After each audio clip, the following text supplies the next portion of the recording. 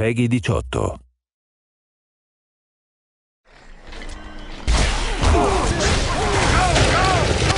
I enjoy making the sounds for these things. Maybe it's a bit of a macabre career choice, but there's always a new way to make somebody die. That sounds horrible, but it's true.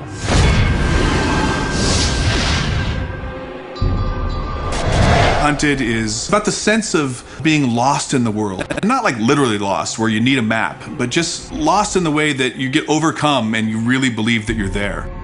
The goal for me is to try and get the player to be excited about what's around the corner. You know, what's happening next? What can I find? What's gonna make the hairs on the back of my neck tingle? You know, we talk about that a lot with the music.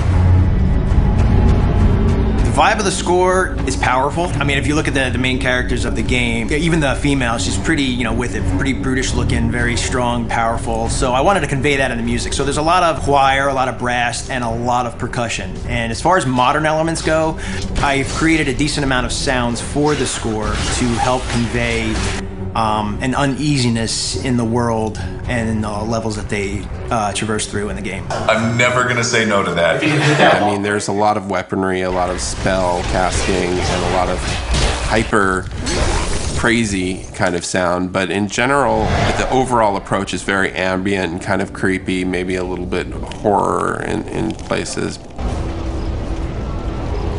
I mean, I'm a big fan of bowing anything, like a cello bow, whether it be a metal tin, a gate, you know, a pot from the kitchen, and you pitch them real low down and you put some reverb and delay on it, and it creates a decent tension for the game.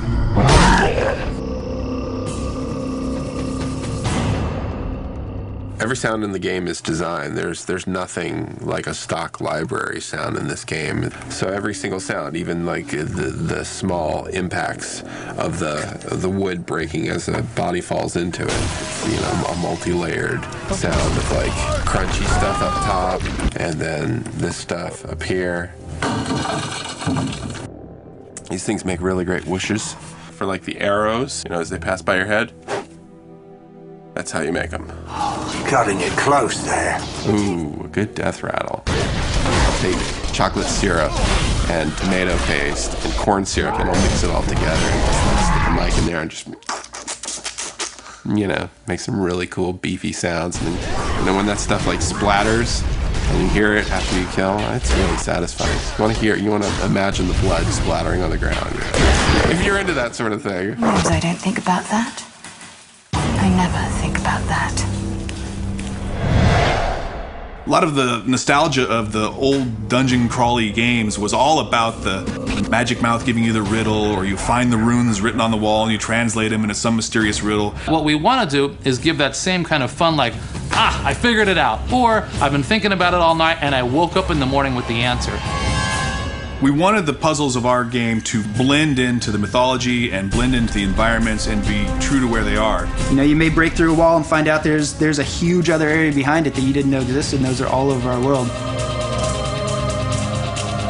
The sense of discovery and all of the emotions that walking down those dark corridors invoke is really, to me, sort of the essence of the foundation of what these games are built on. Because your responsibility is to give people what they're looking for, but once you've done that, and then you got to give them some things they didn't expect.